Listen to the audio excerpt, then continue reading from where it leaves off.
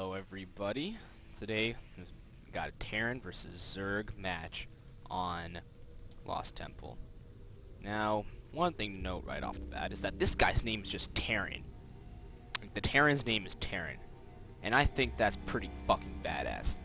Way to show your loyalty for your race. Way to put on for your race. I mean, really. I'm not talking about your race in the game, I'm talking about your real race. Because every one of you are humans, even if you're playing Zerg in the game. Aspiring to be mass murderers, you're still a human. And this guy realized, and his name's Terran. I think that's pretty amazing. And you know, you may not agree with me, and if you don't, well, screw you. But I think it's pretty awesome. And we have OGS, his opponent's oGsTheWinD. OGS is a Korean clan, I believe. That or they're a clan of a different nation, but all their players are Korean. Because in every game I've seen of them, their players always in their practice games, they always speak Korean, so, you know, it's probably a good bet that they're a Korean clan.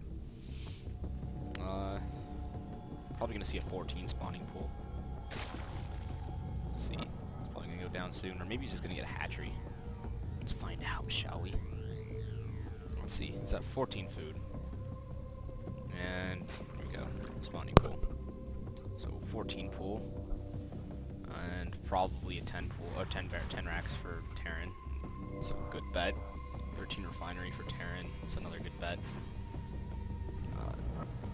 Yeah, Terran players usually like to get refinery at 13 or 14.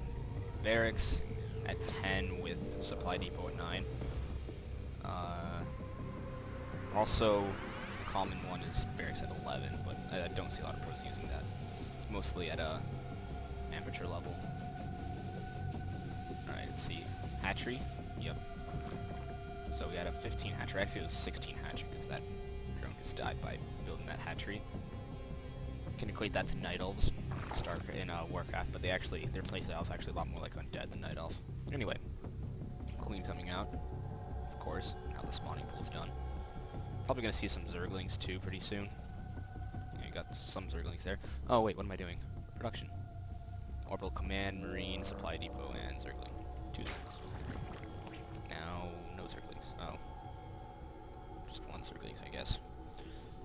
1 pair of Zerglings, if you will.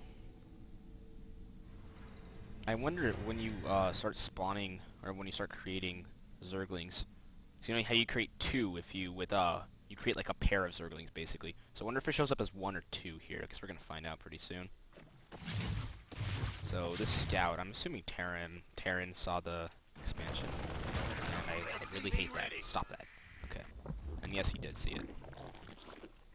I don't know, who does want some? I want some. Anyway, I want some Terran kicking ass. That's what I want. Oh, that probe, or SCV got taken down. Why am I on Terran's view still? I'm pretty sure I switched that to everyone. Anyways, Creep Tumor. And shit, make some Zerglings. I want to find out if, whatever. Doesn't really matter. Overlord over here, which I don't think Terran can see. You know what's interesting? Terran, the Marines for Terran in StarCraft 1 actually looked cooler in this portrait right here, this one right here, not this one, or actually in this one too, kinda. Well, maybe not. But not the actual unit display, but this thing right here. It actually looked way cooler in StarCraft 1. I think StarCraft 1 it just seemed a much more badass kind of game. Terran still has a lot of cool things, but I don't know, it just seemed to me that a lot of badassery was taken out of a lot of the races. I mean, Terran was really just like, you know, Marines smoking cigars kind of thing. Which, I mean, they still do, you just don't really get that feeling as much. If that made any sense. Probably not. Made sense to me. But, yeah. This is some really good Overlord placement. Placing your Overlord so that this little circle right there is on the cliff makes it so that Terran can't see this without, with like a normal, you know, like an SCV or a Marine. He won't be able to see the Overlord unless he goes like right there. Actually, still, I don't think so, because I still think that if the circle's there, the Overlord counts as a cliff unit. So I don't think the Marine will be able to see it, but, of course, the Zerg player will be able to see this SCV if he sets out an expansion here. So we have a starport up for Terran, and he's getting Ravens. 2 Ravens, wow. That's very gas heavy. Does he see spires? Is that why? I don't think point defense drone stops roaches. They do stop a Hydralisk, but I don't see a Hydralisk den either. Yeah, you can look up here.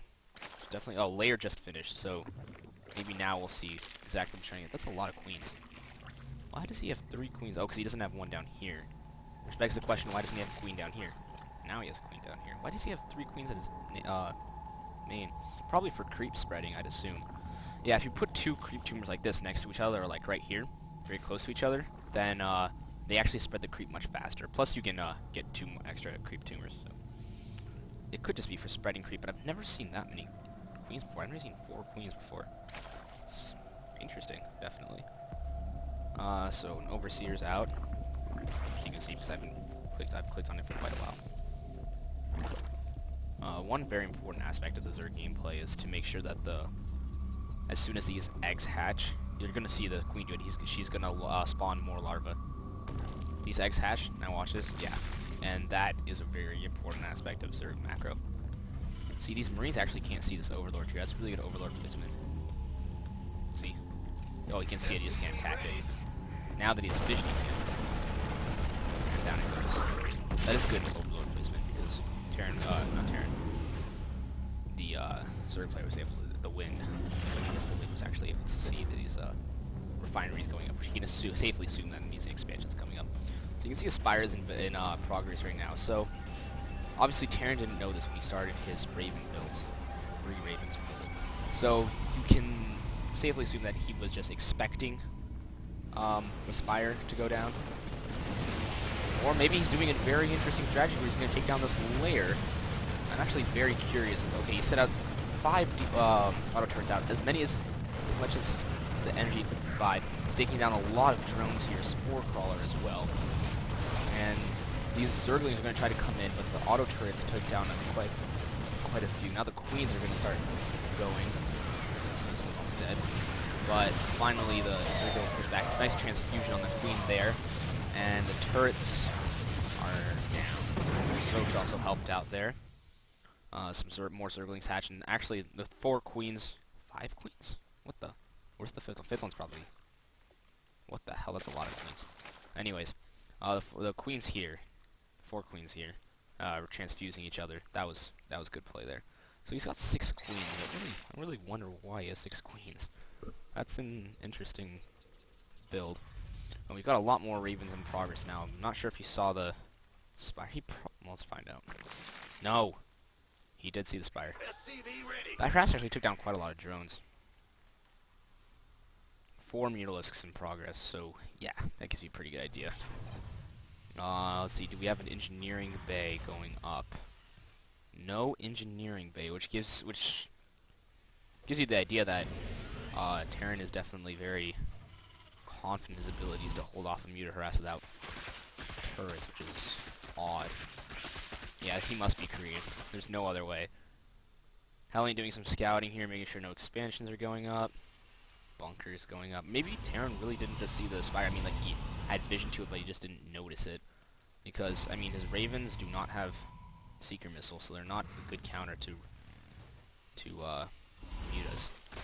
And he's going to be screwed when those Mutas come out. Essentially we'll look for Baneling, so we saw Baneling nest earlier. Down here. It's going to make those Banelings much quicker. Glial reconstitution makes roaches much faster. It's a real necessity if you're going to get roaches. They're just too slow otherwise, especially off creep. And Zerg Flyer attack, so that's going to upgrade Mutalisk damage.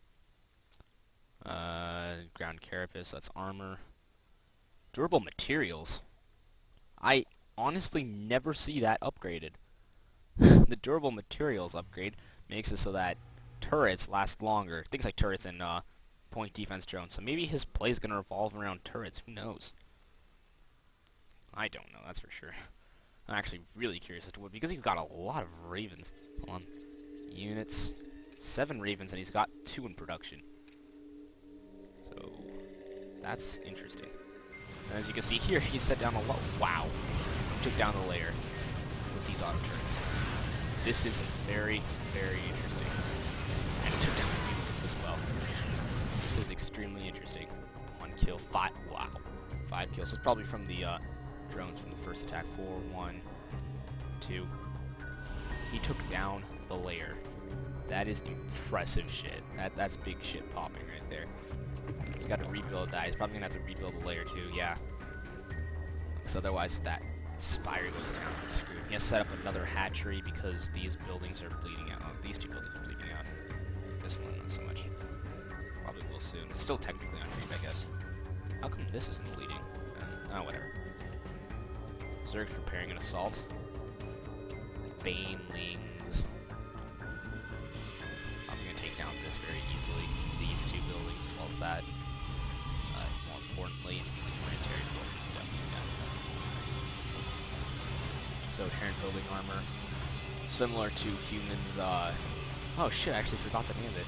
Well, humans in Warcraft, it shows you how long I haven't played. Humans in Warcraft had an upgrade on their buildings where they were able to get upgrade building armor and hit points. Although I think this only upgrades armor. So. Turrets going down, and oGsTheWinD wisely not wanting to fight against those turrets, and Terran wisely wanting to fight those turrets. So he's actually gotten these ravens solely for the purpose of auto turrets, which is very, very strange. I've never seen that before. But hold up, we're gonna get some more ravens going down. Ton of auto turrets. Oh my god, that's a lot of banelings coming in, but one baneling for one auto turret. You realize that Queen is gonna go down. These ravens are having a field day here, especially against no Hydralisks, no Mulists in sight. I mean, they're having a lot of fun here with these turrets. And this hatchery is going to go down, the second hatchery for the larva. And down it goes. Some mutas also up here finally. Where were they earlier? I'll be dealing with... Where is his ground army? It's over here. Terran has a 116 food army, and I really question what is constituting that 116 army. What's composing that? See, ravens are 3 food each, but he's only got 11 here. That's 33 food of ravens, but you can see he doesn't have... Wait, let's find units. 64 SCVs. Yeah, that would do it. He's got no fighting units. I mean, ravens are support units. Another hatchery going down for oGsTheWinD.